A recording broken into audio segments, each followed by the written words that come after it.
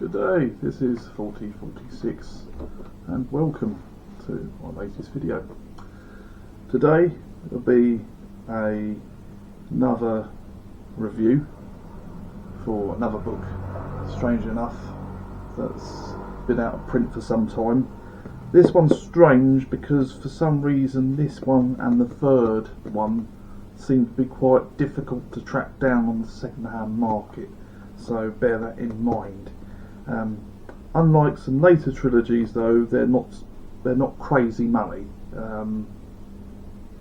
Some of the ones I'm looking for now are commanding ridiculous scalping territory, unfortunately. If they made the transition towards ebooks or something, I think that scalping would be reduced somewhat, but because most of these, I'm reliably informed, are not, apart from I think the Cycle trilogy. Unfortunately it's seller's market, sadly, and I've tracked most of the ones down and bought them, but there does come a point when you just think, is it really worth paying? I mean, the worst price I've seen for one of the books, which isn't particularly rare, it's rare but it isn't, it's like £400. You just think, for a book that was £5, £400 is extremely steep.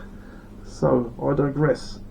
This particular volume covers the original series canon and takes place between The Coming of Shadows and Before All Alone in the Night, which I believe is series 2, if I serve myself correctly.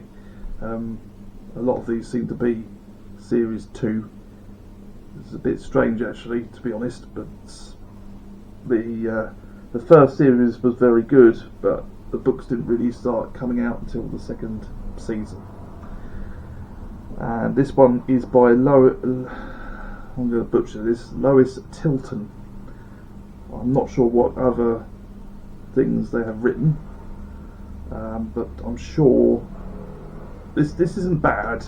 It's not as good as Voices. Voices was a better story. This one drags a little bit, but the reader is rewarded at the very end because it comes up with more questions and answers if you ever decide to read this. It's well written. There's basically a conspiracy of sorts on the station, which involves rare metals which are being hit by raider ships and stolen, and people are losing their lives and cargo's getting lost, and they find this out towards, and then there's a conspiracy involving the mining company actually selling the data to the raiders to hit their own vessels, which is just shenanigans really. This particular volume covers the human characters. Commander Ivanova, who's Claudia Christian in the series, gets accused of something and loses almost everything. Then you've got Bruce Boxlinder, which is Captain Sheridan, who was in Tron, and I believe he might have been in Tron Legacy as well, but he plays the character very straight. And then Michael Garibaldi, who's the head of security, and you get some particularly horrible characters from Earth doing an internal investigation, which is pretty bad because during this time and just before this time, a certain few characters are murdered. So it's a bit like Agatha Christie in space, but with a little bit of a better angle. But also you've also got Talia Winters, which in this timeline you have telepaths, and she's the only telepath on the station because she's licensed by the Cycle to do the scans. The captain is the most senior person on the space station, absolutely enormous. I'd like to think that we would build something like that in 230 years time, but that's hard to say. you do get a lot of problems in this universe, such as racism and xenophobia and all that kind of stuff, which is a bit more realistic than, say, Star Trek. I mean, I do like Star Trek as well, but it's just more lately, in the 90s, it was very sort of PG, I suppose, than it is today. So, something to think about. I mean, some of these characters have also appeared in Star Trek as well.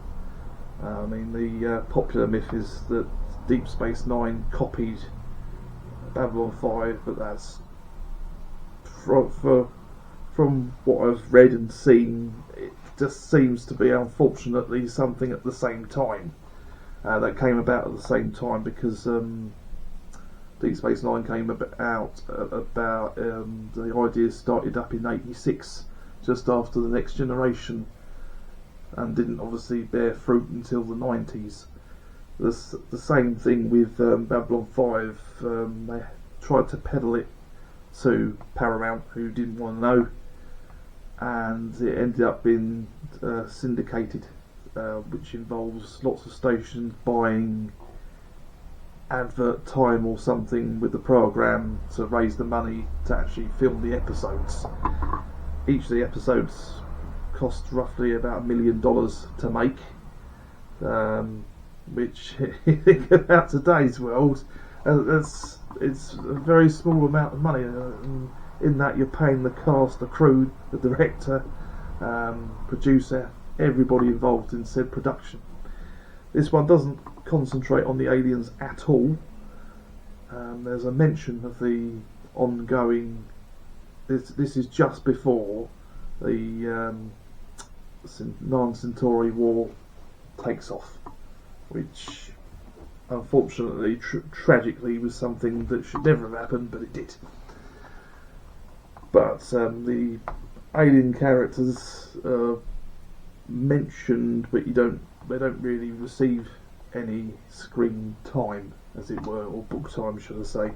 The third one, which I've just started reading, is about Ambassador Jakar.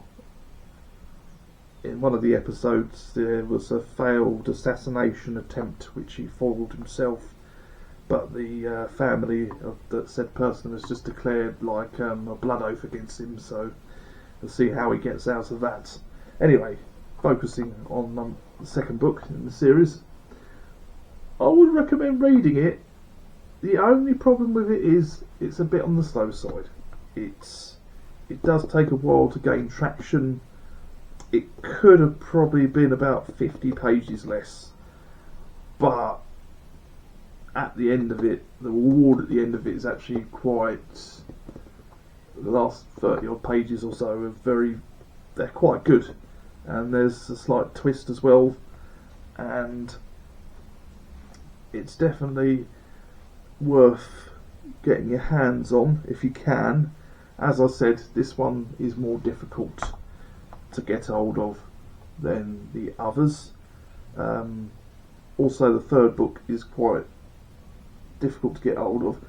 Oddly enough, though, books 4 and 6 are abundant. There's so many copies. It's almost like the print run for those two books just went into overdrive. I mean, the others, the other one you may have trouble getting hold of if you intend to collect them all is number 9. But 2 and 3 before that. 1's quite easy to get hold of. It did seem to have extremely big print run, and again, it's out of print. It's been out of print for a good 20 or 20 plus years.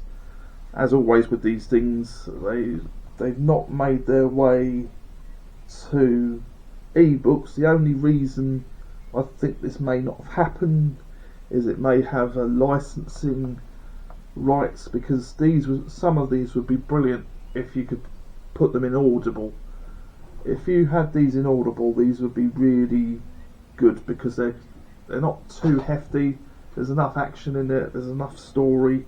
There's a bit of drama as well, and you find out a little bit more about the characters, and the brief that J. Michael Straczynski gave all these writers was pretty good.